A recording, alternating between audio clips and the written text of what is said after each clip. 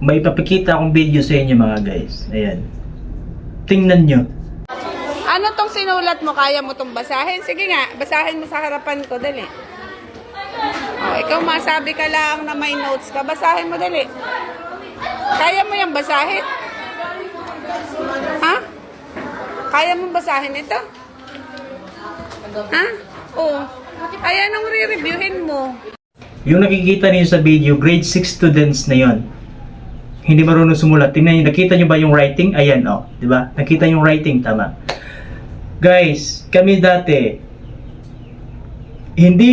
ako honestly 2 beses akong bumalik sa grade 1. Yes. Kasi nga hindi ako marunong magbasa. Binalik ako sa teacher ko doon sa grade 1. And then grade 2 ako dito na sa Sibugay. And then grabe ang higpit sa pagtuturo ng pagbasa at pagsulat. Papaluin ka talaga. Ngayon, hindi mo pwedeng paluin, hindi mo pwedeng saktan yung bata. Hindi mo pursahing matutong magbasa at magsulat yan. Tulpo ka agad.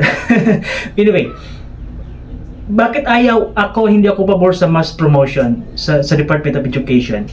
Dahil lang na may masabi na maraming pumasa, hindi lang para may makita na maraming mga bata na walang maiiwan. No left behind kasi yan eh. But you know what is the disadvantage of this? Kapag andyan na sila sa higher level, mahihirapan yan. You know why? I'll give you. This is the real story. I had a classmate during my first year college. You know, I nag-aaral ko ulit. This year, 2025. First year college. Magbasa ka nga. He could not able to read directly. Sabi ko sa kanya, ikaw para kang grade 6 ka mo. Sinabi ko talaga yun. Bakit ganyan ngayon ang mga kabataan? Nagtaka talaga ako. You know why? Kasi kami sa dati, grade 6 kami. Even though you ask our mga colleagues ko dati, ang gagaling naming magbasa. Even though mga maliliit kami na mga bata. How much more yung mga parents natin dati na grabe ka-strict ang education. Diba? Sa mass promotion kasi, no left behind. Walang maiiwan ng mga estudyante dyan. However, paano ngayon? Yung estudyante mo, pagkatapos ng whole session of classes, hindi marunong magbasa. Ipoproceed mo ba? For example, grade 3. Dapat complete na yan, no? Marunong magsulat at magbasa. Hindi marunong magbasa, bagsak, ipoproceed mo ba into grade 4? Ha? Kami dati sa ganyan, hindi. You could not able to proceed to the higher level kung hindi ka marunong magbasa at magsulat. At kung may bagsak ka, ibabalik ka talaga. Yan dati. Dahil ngayon sa press promotion, kaya ayaw ko talaga. My sister is a, DepEd yun, pero ako, this is my own opinion, this is my point of view. Kung ako ang tatanungin, I will abolish that policy na sasabihin, walang maiiwan ng mga bata. No! Did you ever conduct a survey sa mga colleges, sa mga first year? Marami dyan ang magbasa at ang magsulat para kamo na. Iwan ko na lang. Di ko masabi. No? Because I've been encountered.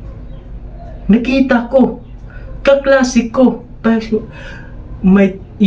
aking palaisipan, bakit ganito yung mga estudyante? Kami nag-college dati, gabi kami magbasa. All of us. Pero ngayon nakita ko. Di ba? Kaya kung ako ang tatanungin kung kailangan bumalik ka ng grade 2, bumalik ka. Kasi meron kasi ang ahensya, meron kasing tina-target na sa world natin, mababa tayo. Kaya ginawa ang mass promotion para walang maiiwan, marami ang Pero ang kawawa, mga bata, you know why? Pinapasa mo yan. Na grade 6, graduate at high school, grade 7.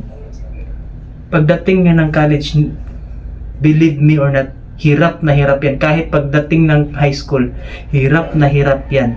You know why? Kasi during moldings nila from the high school or the elementary, dapat marunong na magbasa at magsulat at may tinatawag na reading comprehension. Wala sa kanila yan.